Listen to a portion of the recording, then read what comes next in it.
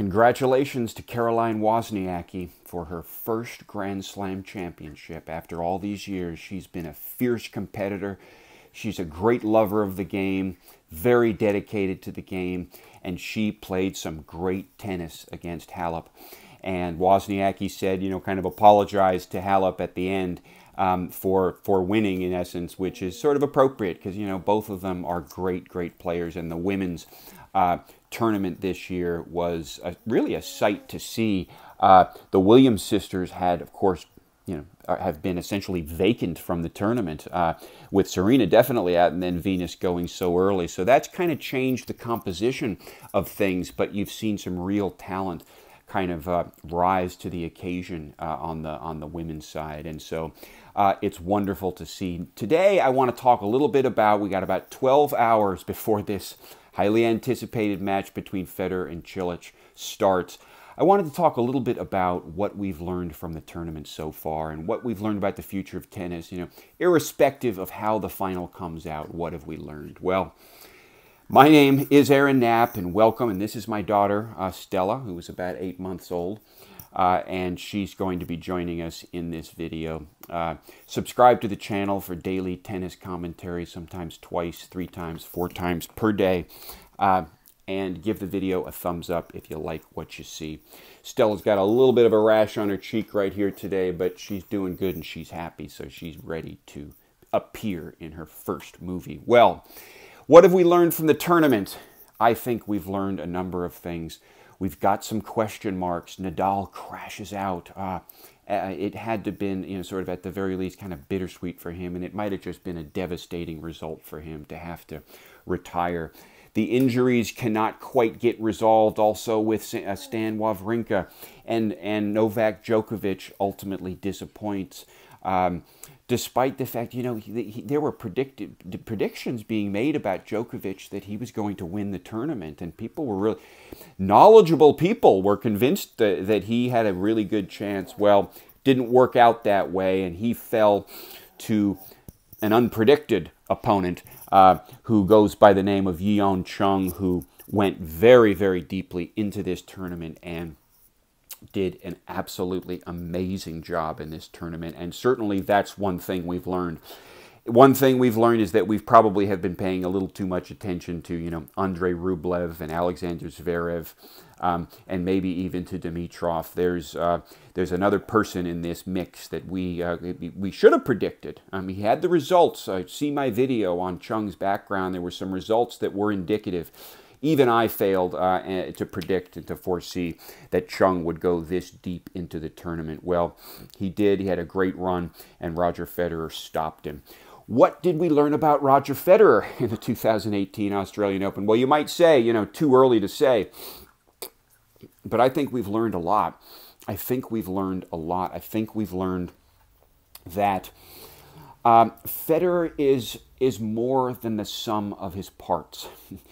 We tend to the Federer fans tend to fixate on particular elements of his game. We give advice, we articulate, how we think he might be able to do well or what he should avoid.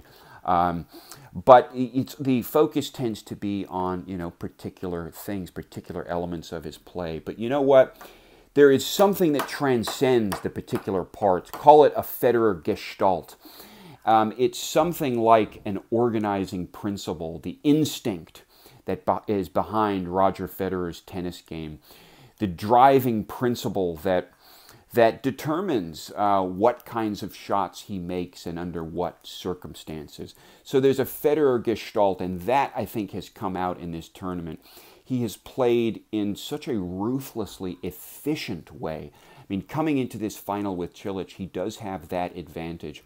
He has conserved energy ruthlessly and has basically not expended a single ounce of energy above what's absolutely necessary. In each of these matches coming into the final, he has played the opponent on the other side of the court and done what was necessary to beat the opponent and not to beat someone else, essentially. He didn't play like he would against Nadal in the match against, I don't know, Chung, or in the match against Fucsovics. He took each player on his own terms and defeated them based on what was necessary according, again, to this organizing Federer gestalt, this kind of organizing principle. But there's another element of the Federer phenomenon, which is this element of fortune, you know, how the stars have aligned for him in this tournament. I mean, all the upsets have favored Federer lifting his 20th trophy. So, you know, they say that fortune favors the bold. Well, we could also say that fortune favors Federer. Even in that match with Chung, where Federer was sort of dazzling with many shots, there was also a fair amount of luck that definitely redounded to Roger Federer's benefit in that match. Are we missing something? What did you drop? What did you drop? Oh, this tape. Did you want this tape? Here. So, and that's kind of part of this gestalt. I mean, where does that come from? Now, he's had unlucky matches. You know, go back to the match with Cilic in the 2014 U.S. Open, and you'll see some unlucky moments and luck favoring Cilic. But generally, you know, fortune sort of favors Federer. He really does sort of have a chosen quality to him in the way he plays in his career. He seems to have been chosen. The stars have aligned for Roger Federer, and that is true. But can we rely on the fortune? We can rely on the gestalt. We can rely on the organizing principle. That's his instinct. But can we rely on the fortune? Can we rely on the luck coming into a final with Cilic? I mean, I'm not sure we can, but the history suggests actually, you know, perhaps we should, because it's with him. I mean, you know, Cilic is playing well. He's marching through this tournament, but fortune favors Federer in many ways. But it's the truth. Let me know what you think about that. I mean, where does this fortune come from? Is it part of Federer's own gestalt? Or is he chosen by some, you know, by God or something? I'm not a particularly religious person, but in the way of thinking in terms of how God could influence, you know, I am a Protestant Christian, but I'm not a particularly religious person in terms of thinking that God can sort of choose people to do great things. I mean, so let me know what you think. I mean, the stars have aligned for Federer. Fortune favors Federer. Does that come from within Federer? Is that a part of his own personality, or is it something that comes from without, some external force? Well, I don't know, but I do know this. If Marin Cilic can lift his game to the level that he was playing in the 2014 U.S. Open, which, incidentally, for Federer fans, I would advise not watching that match because it will make you very nervous about tomorrow. But if he can lift his game to that level and play that kind of tennis, which was phenomenal tennis, even Roger Federer has said, then he is going to give Roger Federer a run for his money, and Roger Federer may very well need the luck. But I'm not sure that Cilic has actually lifted his game quite to that. Even in this tournament where he's doing well, he's going to have expended a lot more energy than Federer coming into this. But make no mistake, the Croat is capable of doing serious damage. He is capable of lifting that trophy. So Federer has to stay on his game if he's going to win this, and he's got to...